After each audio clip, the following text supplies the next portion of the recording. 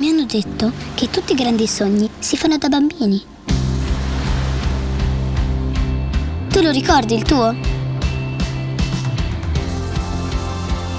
Io ora non so quale sia il mio sogno. Vorrei scoprirlo giocando, viaggiando per il mondo come in un'avventura. Non riesco a stare ferma a pensarci. Così immagino di avere le ali e correre veloce e volare, raggiungere i miei amici e stare sempre insieme. Io voglio imparare a sognare. Voglio scoprire se c'è un luogo e un momento in cui nascono i sogni.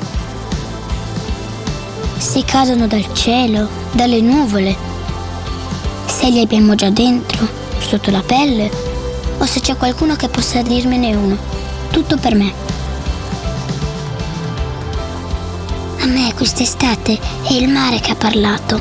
Mi ha detto che per i sogni ci vuole coraggio.